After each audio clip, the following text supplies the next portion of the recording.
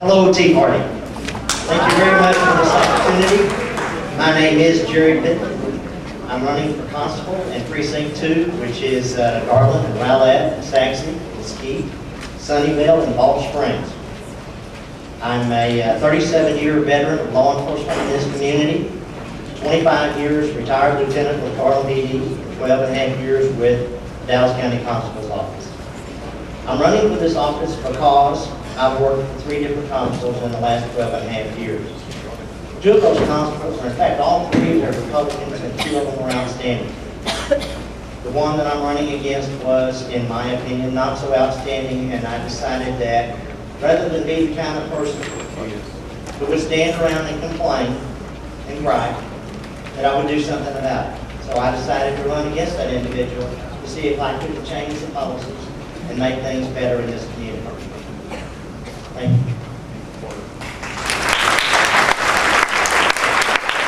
Okay, our first question. Purpose. There have been arguments made that constables are an unnecessary position. Why should we keep constables in Texas? One reason we have to keep the constables is because they're mandated by the Constitution of this state.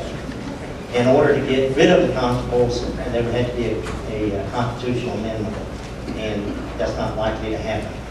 We service the courts, not just the JP courts, but every court. We get subpoenas and other documents from courts even outside the state that need to be served here in this community. We serve all mental illness things. We serve felony and misdemeanor warrants. We are a necessary evil. The Sheriff's Department simply cannot handle the load. Thank you.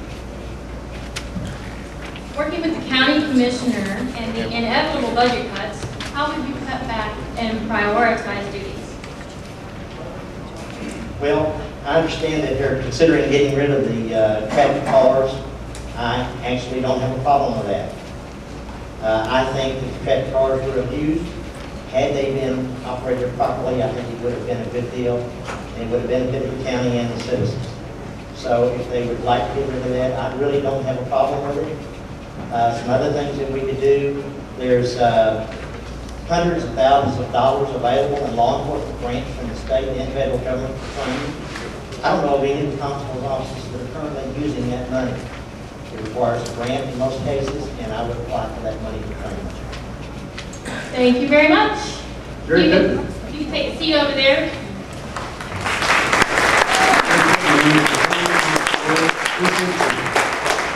Hey, Mr. Gothard, you have 1.5 minutes. Tell us who you are and why you're running. My name is Michael Gothard. I'm currently the constable for Precinct 2. First, I'd like to thank the Tea Party for sponsoring this event, and thank you for coming out.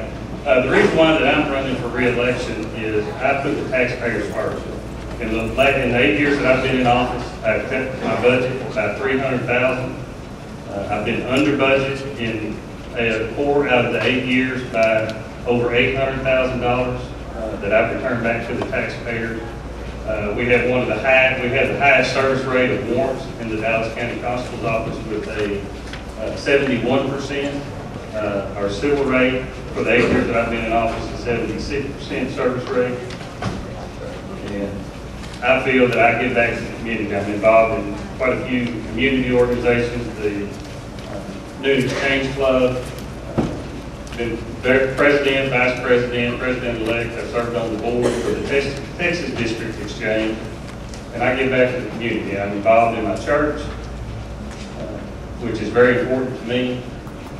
I've got 2 kids that I'm trying to raise the right way, the proper way, and I believe keeping them in church is the way to do that. I think that I have served you well in the last 8 years, and I would love to continue to serve you. Thank you, sir.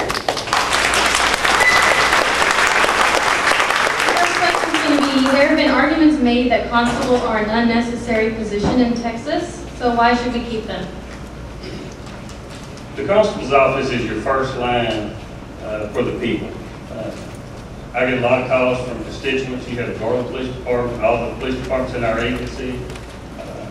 They do some of the same functions we do, but we work the warrants that come out of the JP's court. In the last 6 months, we received 30,000 warrants in our precinct, and we're the first line. A lot of people call on us for help. Okay, and the second question regarding budget. Working with the county commissioners and the inevitable budget cuts, how would you cut back and prioritize duties? I believe I can say that I was the first constable to put in the 10% cut that the commissioners asked for. I did that by reducing my staff. I made a commitment with Commissioner Cantrell to cut my traffic and put those officers working warrants to try to clear up the backlog of warrants to make the streets safer. And by doing that, I went and as people retired, I did not hire them back. And so I put in about 13 to 14%. Okay, thank you very much. That's Michael Gothard, running for County Constable Precinct 2. Pittman, can you go back up? Okay, questions open to the floor. We've got a couple of minutes. Anybody have any questions? We got a mic back here.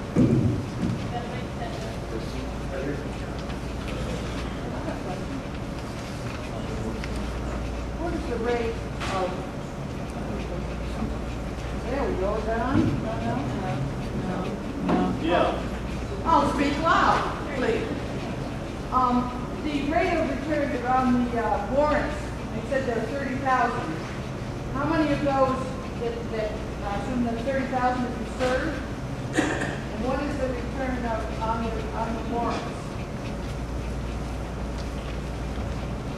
Like I said, we have a 71.49% service rate. So out of that 30,000, we served right around 21,000.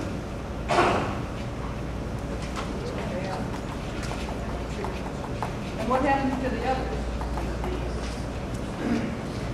We're still working those. We're trying to find the people. People move. A lot of times have to be placed on regional down at the sheriff's department for them to get stopped if we can't find a good address for them. My mic's working now. Who else has a question?